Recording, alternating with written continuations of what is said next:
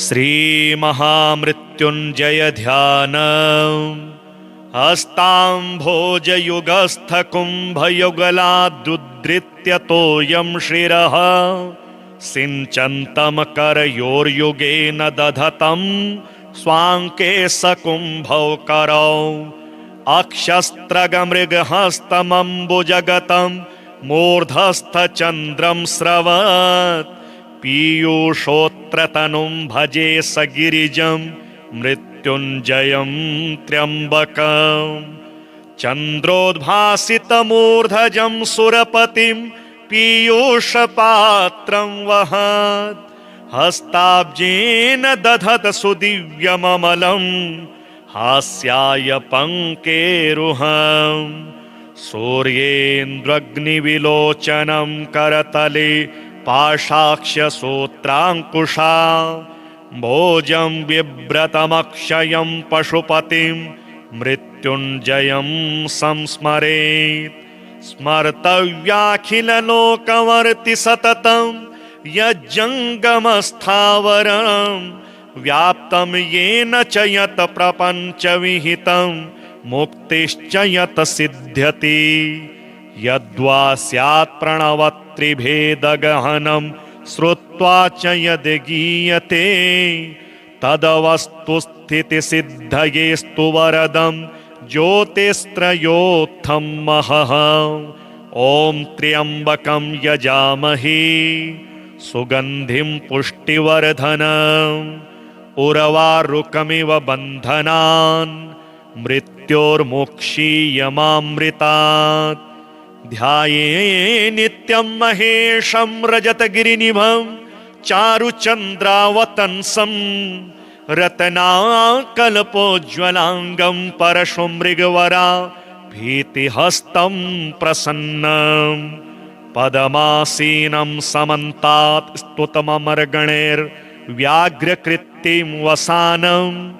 विश्वाद्यं विश्वबीजं निखिलभयहरं पञ्चवक्त्रं त्रिनेत्रं श्रीमहारुद्रस्तोत्रम् वाण्या ओंकाररूपिण्या अन्त उक्तोऽस्य नान्यथा सुरस्त्रिभुवनेशः स नः सर्वान्तः स्थितोऽवतु देवोऽयं सर्वदेवाद्यः सुरिरुन्मत्तवस्थितः बाहुबलिवर्धकोऽस्य याञ्जकस्येष्टदः सतु नन्दिस्कन्धाधिरूढोऽपि त्रिप्रमित्यतिगः श्वभूः दशायस्य न शम्भुं तं सन्तं वन्देऽखिलात्मजं सद्यो जातोऽष्टमूर्तिः स भूतवन्द्यस्तुतो जितः रक्ष्यमनमथ हन्नाथ तोकधर्माणमध्यमाम् स्वतो हेतोर्जगद्धेतो दयानाथाम्बिकापते तीव्रा सुहृत्त्रिविधिहर्तापान् मृत्योश्च मामवं कृतागसमपि त्राह्यत्रेर्मृत्योस्त्वं च भिषक्तमः ततसिन्धिं भिन्धि सर्वाक योनिर्मुञ्जस्व मां शिव श्रीदपुष्टिदते व्याप्तं दिक्षु क्षीरनिभं यशः ऋङ्गार्ष्टिकृद्रक्ष्यमां त्वं गङ्गायनमूर्धिश्चक्षराट् दृष्टा वसति सर्वत्र बत मामीक्षसे न किं स्तुतेर्धर्मेश शक्तिर्निरस्तमृत्यो न मे जते तिष्ठानन्दद चित्ते मे समन्तात् परिपालय श्रीमहालिङ्गाष्टकम् महालिङ्गं महादेवं महेश्वरमुमापतिं साम्बं मध्यार्जुनेशं तं गुरुं देवं नतोऽस्म्यहं ज्योतिरूपं कृष्णरूपं सर्वरूपं जगत्पतिम् इष्टार्थसिद्धिदं शम्भुं महालिङ्गं नतोऽस्म्यहं काशीक्षेत्रसमानं च कैलासादधिकं प्रियं शाश्वतस्थिरवासं च महालिङ्गं नतोऽस्म्यहं बृहद्कुचाम्बासहितं मूकाम्बा तपसा फलं गणाध्यक्षं षण्मुखं च महालिङ्गं नतोऽस्म्यहम् प्रदक्षिणादश्वमेधं नमत्नात्वा जपेयकम् स्तोत्रात् श्रीराजसूयाख्यं स्मरणात् मुक्तिदायकम् क्षेत्रवासश्च निर्मुक्ततीर्थस्नानः सदा शुचि पञ्चाक्षरजपाश्चैव महालिङ्गं प्रतुष्यति यः प्रदोषमहालिङ्गं रुद्रजापात् प्रदोषयेत् स सर्वरोगनिर्मुक्तो शतायुः सुखमेततु दर्शनात् सर्वपापघ्नं नमनात् वाञ्छितप्रदम् स्मरणान् सर्वसायुज्यं महालिङ्गं नतोऽस्म्यहम् महालिङ्गाष्टकं स्तोत्रं कृतं कष्टघनाशनम् महालिङ्गप्रेरितेन गोपालेन कृतं शुभम् हस्ताम्भोजयुगस्थकुम्भयुगलादुद्धृत्यतोऽयं शिरः सिञ्चन्तं करयोर्युगेन दधतं स्वाङ्के सकुम्भौ करौ अक्षस्त्रगमृगहस्तमम्बुजगतं मूर्धस्थचन्द्रं स्रवत् पीयूषोत्रतनुं भजे सगिरिजं मृत्युञ्जयं त्र्यम्बकम् चन्द्रोद्भासितमूर्धजं सुरपतिं पीयूषपात्रं वहत् हस्ताब्जेन दधत सुदिव्यममलं हास्याय पङ्केरुहम् सूर्येन्द्रग्निविलोचनं करतले पाशाक्ष्यसूत्राङ्कुशा भोजं बिभ्रतमक्षयं पशुपतिं मृत्युञ्जयं संस्मरेत् स्मर्तव्याखिललोकवर्ति सततं यज्जङ्गमस्थावरं व्याप्तं येन च यत् प्रपञ्चविहितं मुक्तिश्च यत् सिद्ध्यति यद्वा स्यात् प्रणवत्रिभेदगहनं श्रुत्वा च यद् गीयते तदवस्तुस्थितिसिद्धयेस्तु वरदं ज्योतिस्त्रयोत्थं महः ॐ त्र्यम्बकं यजामहे सुगन्धिं पुष्टिवर्धनम् उर्वारुकमिव बन्धनान् मृत्योर्मुक्षीयमामृतात् ध्याये नित्यं महेशं रजतगिरिनिभं चारुचन्द्रावतंसं रत्नाकल्पोज्ज्वलाङ्गं परशुमृगवरा भीतिहस्तं प्रसन्नं पदमासीनं समन्तात् स्तुतममरगणैर्व्याघ्रकृत्तिं वसानं विश्वाद्यं विश्वबीजं निखिलभयहरं पञ्चवक्त्रं त्रिनेत्रं श्रीमहारुद्रस्तोत्रम् वाण्या ओंकाररूपिण्या अन्त उक्तोऽस्य नान्यथा सुरस्त्रिभुवनेशः स नः सर्वान्तः स्थितोऽवतु देवोऽयं सर्वदेवाद्यः सुरिरुन्मत्तवस्थितः वाहो बलिवर्धकोऽस्य याञ्जकस्येष्टदः सतु नन्दिस्कन्धाधिरूढोऽपि त्रिप्रमित्यतिगः श्वभूः दशायस्य न शम्भुं तं सन्तं वन्देऽखिलात्मजं सद्यो जातोऽष्टमूर्तिः स भूतवन्द्यस्तुतो जितः रक्ष्यमनमथ हन्नाथ तोकधर्माणमध्यमाम् स्वतो हेतोर्जगद्धेतो दयानाथाम्बिकापते तीव्रा सुहृत्त्रिविधिर्तापान् मृत्योश्च मामवम् कृतागसमपि त्राह्यत्रेर्मृत्योस्त्वं च भिषक्तमः ततसिन्धिं भिन्धि सर्वाक योनिर्मुञ्जस्व मां शिव श्रीदपुष्टिदते व्याप्तं दिक्षु क्षीरनिभं यशः ऋङ्गार्ष्टिकृद्रक्ष्यमां त्वं गङ्गायनमूर्धिश्चक्षराट् दृष्टा वसति सर्वत्र बत मामीक्षसे न किं स्तुतेर्धर्मेश शक्तिर्निरस्तमृत्यो न मे जते तिष्ठानन्ददचित्ते मे समन्तात् परिपालय। श्रीमहालिङ्गाष्टकम्। महालिङ्गं महादेवं महेश्वरमुमापतिं साम्बं मध्यार्जुनेशं तं गुरुं देवं नतोऽस्म्यहम्। ज्योतिरूपं कृष्णरूपं सर्वरूपं जगत्पतिम् इष्टार्थसिद्धिदं शम्भुं महालिङ्गं नतोऽस्म्यहम्।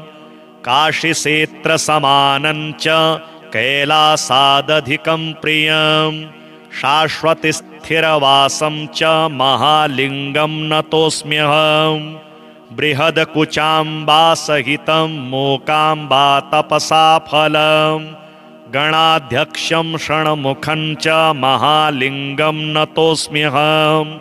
प्रदक्षिणादश्वमेधं नमत्नात्वा जपेयकम् स्तोत्रात् श्रीराजसूयाख्यं स्मरणात् मुक्तिदायकम्। क्षेत्रवासश्च निर्मुक्ततीर्थस्नानः सदा शुचि पञ्चाक्षरजपाश्चैव महालिङ्गं प्रतुष्यति। यः प्रदोषमहालिङ्गं रुद्रजापात् प्रदोषयेत् स सर्वरोगनिर्मुक्तो शतायुः सुखमेततु। दर्शनात् सर्वपापघ्नं नमनात् वाञ्छितप्रदं स्मरणान् सर्वसायुज्यं महालिङ्गं नतोऽस्म्यहम्। महालिङ्गाष्टकं स्तोत्रं कृतं कष्टघनाशनम् महालिङ्गप्रेरितेन गोपालेन कृतं शुभम्। हस्ताम्भोजयुगस्थकुम्भयुगलादुद्धृत्य शिरः सिञ्चन्तं करयोर्युगेन दधतं स्वाङ्के सकुम्भौ करौ अक्षस्त्रगमृगहस्तमम्बुजगतं मूर्धस्थचन्द्रं स्रवत् पीयूषोत्रतनुं भजे सगिरिजं मृत्युञ्जयं त्र्यम्बकम्।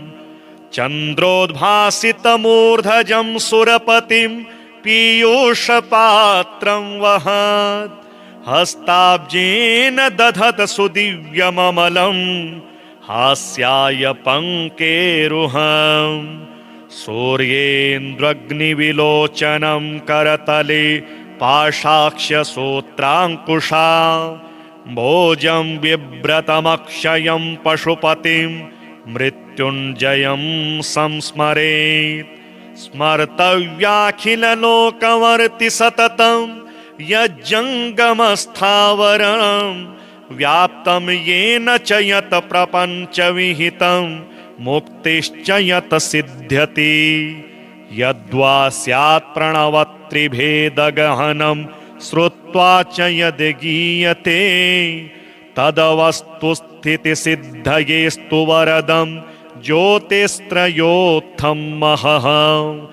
ॐ त्र्यम्बकं यजामहे सुगन्धिं पुष्टिवर्धनम् उर्वारुकमिव बन्धनान् मृत्योर्मुक्षीयमामृतात्। ध्याये नित्यं महेशं रजतगिरिनिभं चारुचन्द्रावतंसं रत्नाकल्पोज्ज्वलाङ्गं परशुमृगवरा भीतिहस्तं प्रसन्नं। पदमासीनं समन्तात् स्तुतममरगणैर्व्याघ्रकृत्तिं वसानं विश्वाद्यं विश्वबीजं निखिलभयहरं पञ्चवक्त्रं त्रिनेत्रं। श्रीमहारुद्रस्तोत्रम्। वाण्या ओंकाररूपिण्या अन्त उक्तोऽस्य नान्यथा सुरस्त्रिभुवनेशः स नः सर्वान्तः स्थितोऽवतु। देवोऽयं सर्वदेवाद्यः सुरिरुन्मत्तवस्थितः बाहुबलिवर्धकोऽस्य याञ्जकस्येष्टदः सतु। नन्दिस्कन्धाधिरूढोऽपि त्रिप्रमित्यतिगः श्वभूः दशायस्य न शम्भुं तं संतं वन्देऽखिलात्मजं सद्यो जातोऽष्टमूर्तिः स भूतवन्द्यस्तुतो जितः रक्ष्यमनमथ हन्नाथ तोकधर्माणमध्यमाम् स्वतो हेतोर्जगद्धेतो दयानाथाम्बिकापते तीव्रा सुहृत्त्रिविधिर्तापान् मृत्योश्च मामवम् कृतागसमपि त्राह्यत्रेर्मृत्योस्त्वं च अभिषक्तमः ततसिन्धिं भिन्धि सर्वाक योनिर्मुञ्जस्व मां शिव श्रीदपुष्टिदते व्याप्तं दिक्षु क्षीरनिभं यशः ऋङ्गार्ष्टिकृद्रक्ष्यमां त्वं गङ्गायनमूर्धिश्चक्षराट् दृष्टा वसति सर्वत्र बत मामीक्षसे न किं स्तुतेर्धर्मेश शक्तिर्निरस्तमृत्यो न मे जते तिष्ठानन्दद चित्ते मे समन्तात् परिपालय श्रीमहालिङ्गाष्टकम् महालिङ्गं महादेवं महेश्वरमुमापतिं साम्बं मध्यार्जुनेशं तं गुरुं देवं नतोऽस्म्यहं ज्योतिरूपं कृष्णरूपं सर्वरूपं जगत्पतिम् इष्टार्थसिद्धिदं शम्भुं महालिङ्गं नतोऽस्म्यहं काशीक्षेत्रसमानं च कैलासादधिकं प्रियं शाश्वतस्थिरवासं च महालिङ्गं नतोऽस्म्यहं बृहद्कुचाम्बासहितं मूकाम्बा तपसा फलं गणाध्यक्षं षण्मुखं च महालिङ्गं नतोऽस्म्यहं प्रदक्षिणादश्वमेधं नमत्नात्वा जपेयकं स्तोत्रात् श्रीराजसूयाख्यं स्मरणात् मुक्तिदायकं क्षेत्रवासश्च निर्मुक्ततीर्थस्नानः सदा शुचि पञ्चाक्षरजपाश्चैव महालिङ्गं प्रतुष्यति यः प्रदोषमहालिङ्गं रुद्रजापात् प्रदोषयेत् स सर्वरोगनिर्मुक्तो शतायुः सुखमेततु दर्शनात् सर्वपापघ्नं नमनात् वाञ्छितप्रदं स्मरणान् सर्वसायुज्यं महालिङ्गं नतोऽस्म्यहं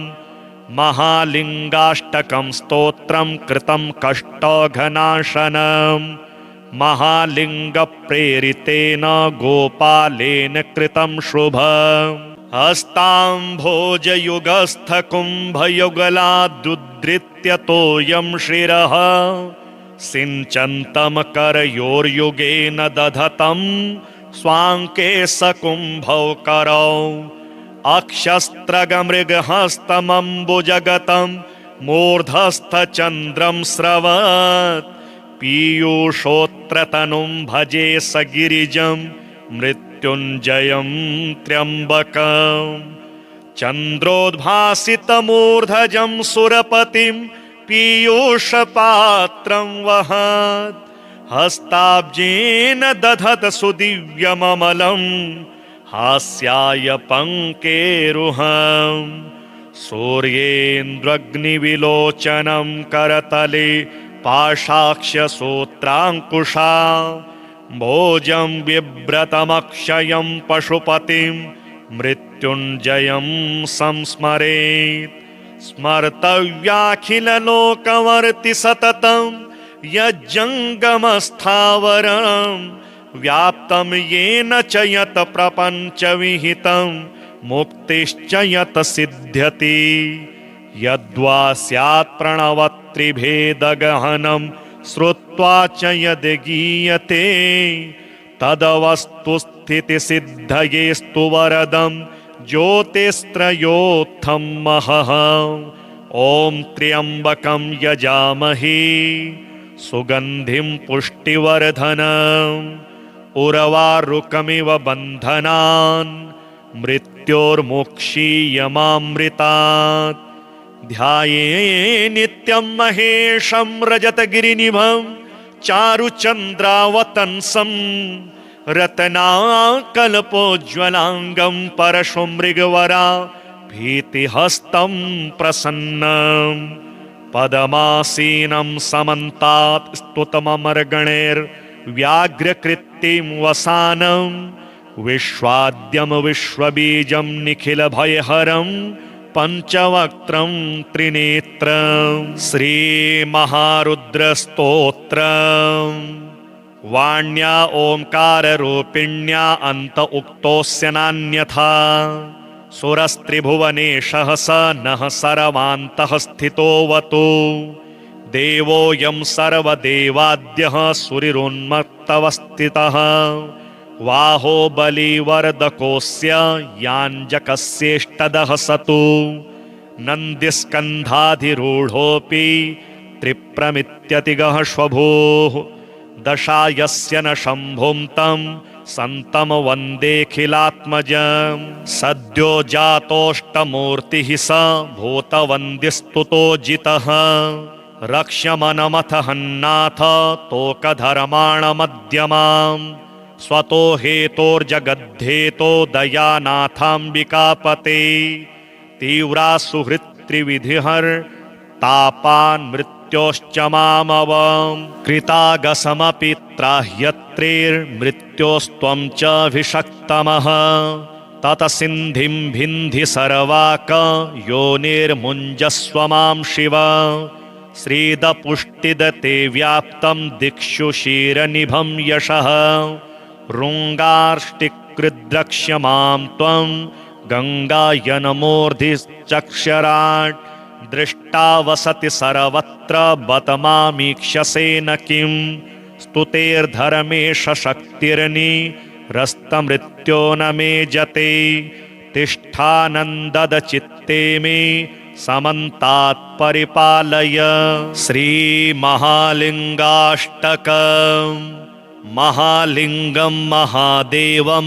महेश्वरमुमापतिं साम्बं मध्यार्जुनेशं तं गुरुं देवं नतोऽस्म्यहं ज्योतिरूपं कृष्णरूपं सर्वरूपं जगत्पतिम् इष्टार्थसिद्धिदं शम्भुं महालिङ्गं नतोऽस्म्यहं काशीक्षेत्रसमानं च कैलासादधिकं प्रियं शाश्वतस्थिरवासं च महालिङ्गं नतोऽस्म्यहं बृहदकुचाम्बासहितं मूकाम्बा तपसा फलं गणाध्यक्षं षण्मुखं च महालिङ्गं नतोऽस्म्यहं प्रदक्षिणादश्वमेधं नमत्नात्वा जपेयकं स्तोत्रात् श्रीराजसूयाख्यं स्मरणात् मुक्तिदायकं क्षेत्रवासश्च निर्मुक्ततीर्थस्नानः सदा शुचि पञ्चाक्षरजपाश्चैव महालिङ्गं प्रतुष्यति यः प्रदोष महालिङ्गं रुद्रजापात् प्रदोषयेत् स सर्वरोगनिर्मुक्तो शतायुः सुखमेततु दर्शनात् सर्वपापघ्नं नमनात् वाञ्छितप्रदं स्मरणान् सर्वसायुज्यं महालिङ्गं नतोऽस्म्यहं महालिङ्गाष्टकं स्तोत्रं कृतं कष्टघनाशनं महालिङ्गप्रेरितेन गोपालेन कृतं शुभम् हस्ताम्भोजयुगस्थकुम्भयुगलादुद्धृत्य तोयं शिरः सिञ्चन्तं करयोर्युगेन दधतं स्वाङ्के सकुम्भौ करौ अक्षस्त्रगमृगहस्तमम्बुजगतं मूर्धस्थचन्द्रं स्रवत् पीयूषोत्रतनुं भजे सगिरिजं मृत्युञ्जयं त्र्यम्बकं चन्द्रोद्भासितमूर्धजं सुरपतिं पीयूषपात्रं वहत् हस्ताब्जेन दधत सुदिव्यममलं हास्याय पङ्केरुहं सूर्येन्द्रग्निविलोचनं करतले पाशाक्ष्यसूत्राङ्कुशा भोजं बिभ्रतमक्षयं पशुपतिं मृत्युञ्जयं संस्मरेत्। स्मर्तव्याखिललोकवर्ति सततं यज्जङ्गमस्थावरं व्याप्तं येन च यत् प्रपञ्चविहितं मुक्तिश्च यत् सिद्ध्यति। यद्वा स्यात् प्रणवत्रिभेदगहनं श्रुत्वा च यद् गीयते तदवस्तुस्थितिसिद्धयेस्तु वरदं ज्योतिस्त्रयोत्थं महः। ॐ त्र्यम्बकं यजामहे सुगन्धिं पुष्टिवर्धनम् उर्वारुकमिव बन्धनान् मृत्योर्मुक्षीयमामृतात्। ध्याये नित्यं महेशं रजतगिरिनिभं चारुचन्द्रावतंसं रत्नाकल्पोज्ज्वलाङ्गं परशुमृगवरा भीतिहस्तं प्रसन्नं। पदमासीनं समन्तात् स्तुतममर्गणैर्व्याघ्रकृत्तिं वसानं विश्वाद्यं विश्वबीजं निखिलभयहरं पञ्चवक्त्रं त्रिनेत्रं। श्रीमहारुद्रस्तोत्रम् वाण्या ओंकाररूपिण्या अन्त उक्तोऽस्य नान्यथा। सुरस्त्रिभुवनेशः स नः सर्वान्तः स्थितोऽवतु। देवोऽयं सर्वदेवाद्यः सुरिरोन्मत्तवस्थितः। बाहुबलिवर्धकोऽस्य याञ्जकस्येष्टदः सतु। नन्दिस्कन्धाधिरूढोऽपि त्रिप्रमित्यतिगः श्वभूः। दशायस्य न शम्भुं तं सन्तं वन्देऽखिलात्मजं। सद्यो जातोऽष्टमूर्तिः स भूतवन्द्यस्तुतो जितः। रक्ष्यमनमथ हन्नाथ तोकधर्माणमध्यमाम्। स्वतो हेतोर्जगद्धेतो दयानाथाम्बिकापते। तीव्रा सुहृत्त्रिविधिहर्तापान् मृत्योश्च मामवम्। कृतागसमपि त्राह्यत्रेर्मृत्योस्त्वं च भिषक्तमः। ततसिन्धिं भिन्धि सर्वाक योनिर्मुञ्जस्व मां शिव। श्रीदपुष्टिदते व्याप्तं दिक्षु क्षीरनिभं यशः। ऋङ्गार्ष्टिकृद्रक्ष्यमां त्वं गङ्गायनमूर्धिश्चक्षराट्। दृष्टा वसति सर्वत्र बत मामीक्षसे न किं। स्तुतेर्धर्मेश शक्तिर्निरस्तमृत्यो न मे जते। तिष्ठानन्ददचित्ते मे समन्तात् परिपालय। श्रीमहालिङ्गाष्टकम्। महालिङ्गं महादेवं महेश्वरमुमापतिं साम्बं मध्यार्जुनेशं तं गुरुं देवं नतोऽस्म्यहं। ज्योतिरूपं कृष्णरूपं सर्वरूपं जगत्पतिम् इष्टार्थसिद्धिदं शम्भुं महालिङ्गं नतोऽस्म्यहं। काशीक्षेत्रसमानं च कैलासादधिकं प्रियं। शाश्वतस्थिरवासं च महालिङ्गं नतोऽस्म्यहं। बृहदकुचाम्बासहितं मूकाम्बा तपसा फलं। गणाध्यक्षं षण्मुखं च महालिङ्गं नतोऽस्म्यहं। प्रदक्षिणादश्वमेधं नमत्नात्वा जपेयकं। स्तोत्रात् श्रीराजसूयाख्यं स्मरणात् मुक्तिदायकम्। क्षेत्रवासश्च निर्मुक्ततीर्थस्नानः सदा शुचि। पञ्चाक्षरजपाश्चैव महालिङ्गं प्रतुष्यति। यः प्रदोषमहालिङ्गं रुद्रजापात् प्रदोषयेत् स सर्वरोगनिर्मुक्तो शतायुः सुखमेततु। दर्शनात् सर्वपापघ्नं नमनात् वाञ्छितप्रदम्। स्मरणान् सर्वसायुज्यं महालिङ्गं नतोऽस्म्यहम्। महालिङ्गाष्टकं स्तोत्रं कृतं कष्टघनाशनं। महालिंग प्रेरितेन गोपालेन कृतं शुभम् हस्ताम्भोजयुगस्थ कुम्भयुगलादुद्धृत्य तोयं शिरः सिञ्चन्तं करयोर्युगेन दधतं स्वाङ्के सकुम्भौ करौ अक्षस्त्रगमृगहस्तमम्बुजगतं मूर्धस्थचन्द्रं स्रवत् पीयूषोत्रतनुं भजे सगिरिजं मृत्युञ्जयं त्र्यम्बकं चन्द्रोद्भासितमूर्धजं सुरपतिं पीयूषपात्रं वहत् हस्ताब्जेन दधत सुदिव्यममलं हास्याय पङ्केरुहं सूर्येन्द्रग्निविलोचनं करतले पाशाक्ष्यसूत्राङ्कुशा भोजं बिभ्रतमक्षयं पशुपतिं मृत्युञ्जयं संस्मरेत् स्मर्तव्याखिललोकवर्ति सततं यज्जङ्गमस्थावरं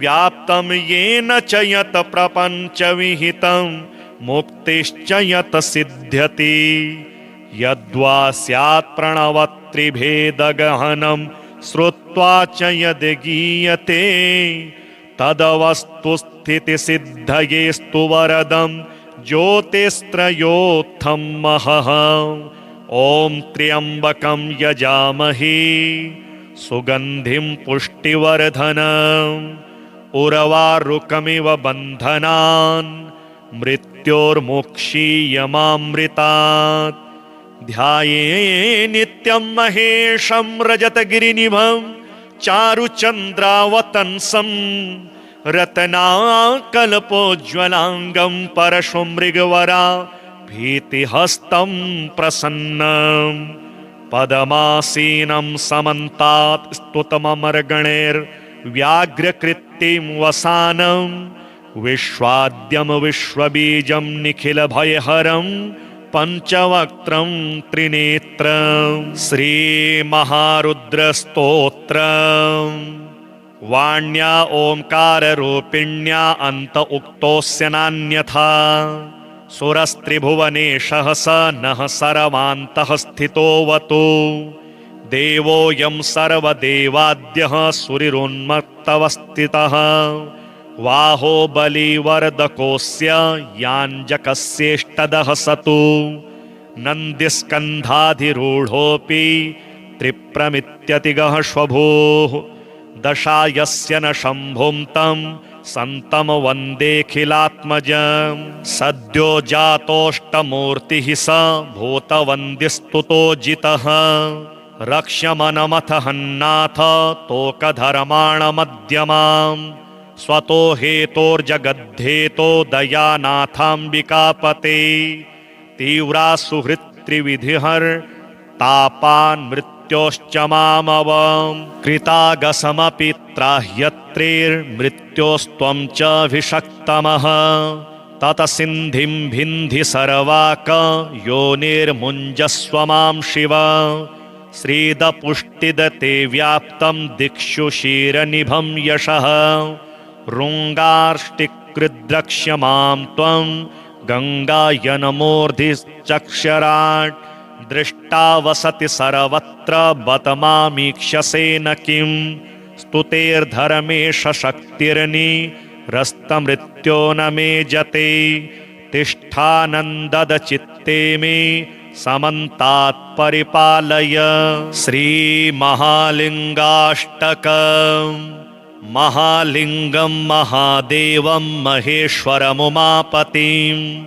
साम्बं मध्यार्जुनेशं तं गुरुं देवं नतोऽस्म्यहं ज्योतिरूपं कृष्णरूपं सर्वरूपं जगत्पतिं इष्टार्थसिद्धिदं शम्भुं महालिंगं नतोऽस्म्यहं काशीक्षेत्रसमानं च कैलासादधिकं प्रियं शाश्वतस्थिरवासं च महालिंगं नतोऽस्म्यहं बृहदकुचाम्बासहितं मूकाम्बा तपसा फलं गणाध्यक्षं षण्मुखं च महालिङ्गं नतोऽस्म्यहम् प्रदक्षिणादश्वमेधं नमत्नात्वा जपेयकम् स्तोत्रात् श्रीराजसूयाख्यं स्मरणात् मुक्तिदायकम् क्षेत्रवासश्च निर्मुक्ततीर्थस्नानः सदा शुचि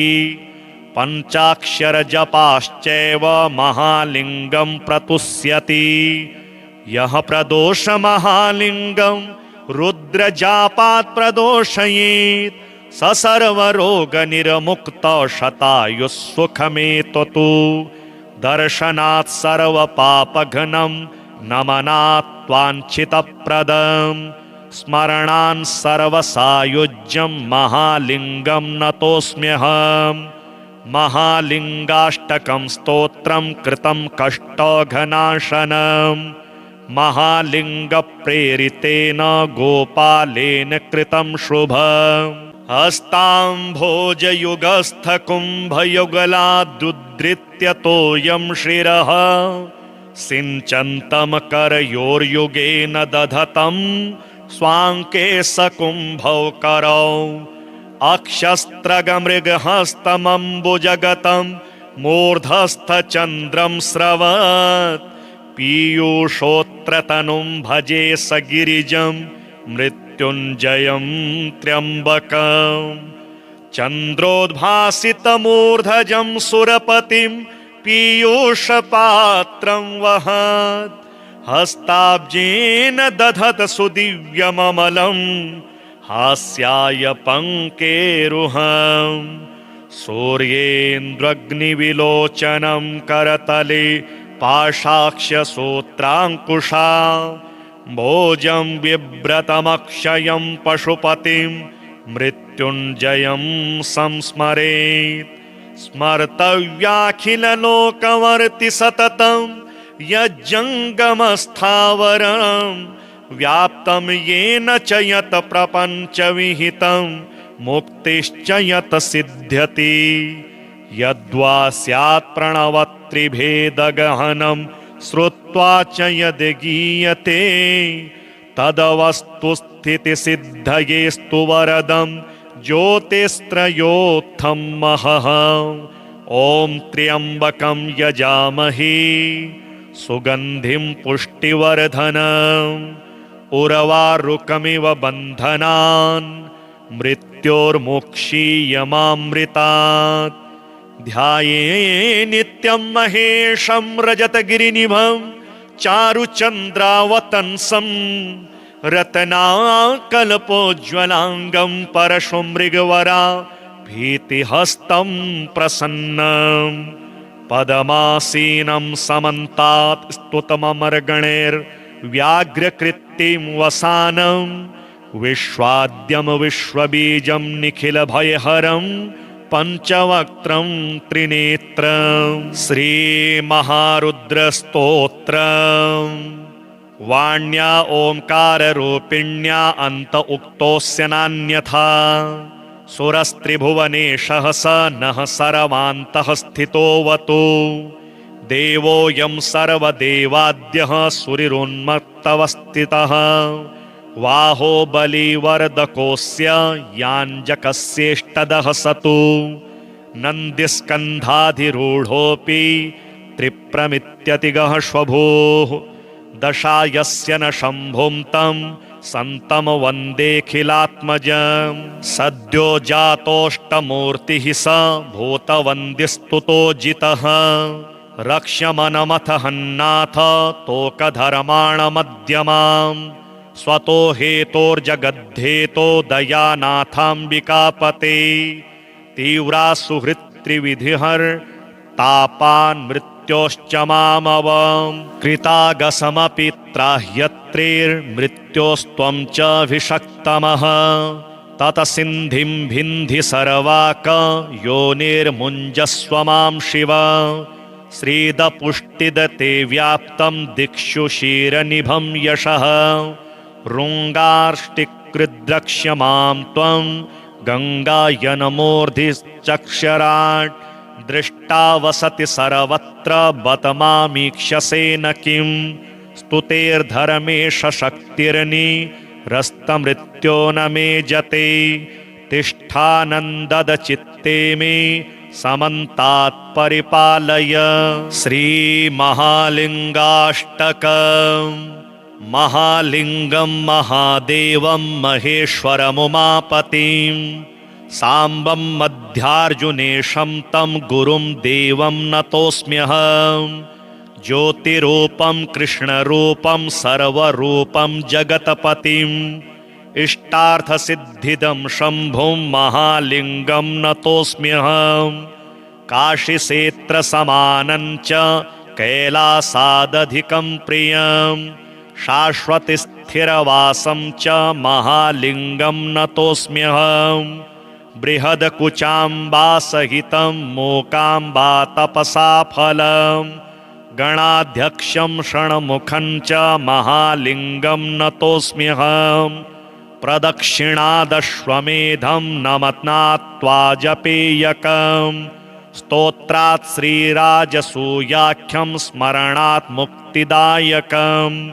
क्षेत्रवासश्च निर्मुक्ततीर्थस्नानः सदा शुचि पञ्चाक्षरजपाश्चैव महालिङ्गं प्रतुष्यति। यः प्रदोष महालिङ्गं रुद्रजापात् प्रदोषयेत् स सर्वरोगनिर्मुक्तो शतायुस्सुखमेततु। दर्शनात् सर्वपापघ्नं नमनात् वाञ्छितप्रदं स्मरणान् सर्वसायुज्यं महालिङ्गं नतोऽस्म्यहम्। महालिङ्गाष्टकं स्तोत्रं कृतं कष्टघनाशनम् महालिङ्गप्रेरितेन गोपालेन कृतं शुभम्। हस्ताम्भोजयुगस्थकुम्भयुगलादुद्धृत्य शिरः सिञ्चन्तं करयोर्युगेन दधतं स्वाङ्के सकुम्भौ करौ अक्षस्त्रगमृगहस्तमम्बुजगतं मूर्धस्थचन्द्रं स्रवत् पीयूषोत्रतनुं भजे सगिरिजं मृत्युञ्जयं त्र्यम्बकम्। चन्द्रोद्भासितमूर्धजं सुरपतिं पीयूषपात्रं वहत् हस्ताब्जेन दधत सुदिव्यममलं हास्याय पङ्केरुहम्। सूर्येन्द्रग्निविलोचनं करतले पाशाक्ष्यसूत्राङ्कुशा भोजं बिभ्रतमक्षयं पशुपतिं मृत्युञ्जयं संस्मरेत्। स्मर्तव्याखिललोकवर्ति सततं यज्जङ्गमस्थावरं व्याप्तं येन च यत् प्रपञ्चविहितं मुक्तिश्च यत् सिद्ध्यति। यद्वा स्यात् प्रणवत्रिभेदगहनं श्रुत्वा च यद् गीयते तदवस्तुस्थितिसिद्धयेस्तु वरदं ज्योतिस्त्रयोत्थं महः। ॐ त्र्यम्बकं यजामहे सुगन्धिं पुष्टिवर्धनम् उर्वारुकमिव बन्धनान् मृत्योर्मुक्षीयमामृतात्। ध्याये नित्यं महेशं रजतगिरिनिभं चारुचन्द्रावतंसं रत्नाकल्पोज्ज्वलाङ्गं परशुमृगवरा भीतिहस्तं प्रसन्नं। पदमासीनं समन्तात् स्तुतममर्गणैर्व्याघ्रकृत्तिं वसानं विश्वाद्यं विश्वबीजं निखिलभयहरं पञ्चवक्त्रं त्रिनेत्रं। श्रीमहारुद्रस्तोत्रम्। वाण्या ओंकाररूपिण्या अन्त उक्तोऽस्य नान्यथा सुरस्त्रिभुवनेशः स नः सर्वान्तः स्थितोऽवतु। देवोऽयं सर्वदेवाद्यः सुरिरुन्मत्तवस्थितः वाहो बलिवर्धकोऽस्य याञ्जकस्येष्टदः सतु। नन्दिस्कन्धाधिरूढोऽपि त्रिप्रमित्यतिगः श्वभोः दशायस्य न शम्भुं तं सन्तं वन्देऽखिलात्मजं सद्यो जातोऽष्टमूर्तिः स भूतवन्द्यस्तुतो जितः रक्ष्यमनमथ हन्नाथ तोकधर्माणमध्यमाम् स्वतो हेतोर्जगद्धेतो दयानाथाम्बिकापते तीव्रा सुहृत्त्रिविधिहर तापान् मृत्योश्च मामवम् कृतागसमपि त्राह्यत्रेर्मृत्योस्त्वं च अभिषक्तमः ततसिन्धिं भिन्धि सर्वाक योनिर्मुञ्जस्व मां शिव श्रीदपुष्टिदते व्याप्तं दिक्षु क्षीरनिभं यशः ऋङ्गार्ष्टिकृद्रक्ष्यमां त्वं गङ्गायनमूर्धिश्चक्षराट् दृष्टा वसति सर्वत्र बत मामीक्षसे न किं स्तुतेर्धर्मेश शक्तिर्निरस्तमृत्यो न मे जते तिष्ठानन्ददचित्ते मे समन्तात् परिपालय श्रीमहालिङ्गाष्टकम् महालिङ्गं महादेवं महेश्वरमुमापतिं साम्बं मध्यार्जुनेशं तं गुरुं देवं नतोऽस्म्यहं ज्योतिरूपं कृष्णरूपं सर्वरूपं जगत्पतिम् इष्टार्थसिद्धिदं शम्भुं महालिङ्गं नतोऽस्म्यहं काशीक्षेत्रसमानं च कैलासादधिकं प्रियं शाश्वतस्थिरवासं च महालिङ्गं नतोऽस्म्यहं बृहद्कुचाम्बासहितं मूकाम्बा तपसा फलं गणाध्यक्षं षण्मुखं च महालिङ्गं नतोऽस्म्यहं प्रदक्षिणादश्वमेधं नमत्नात्वा जपेयकं स्तोत्रात् श्रीराजसूयाख्यं स्मरणात् मुक्तिदायकं क्षेत्रवासश्च निर्मुक्ततीर्थस्नानः सदा शुचि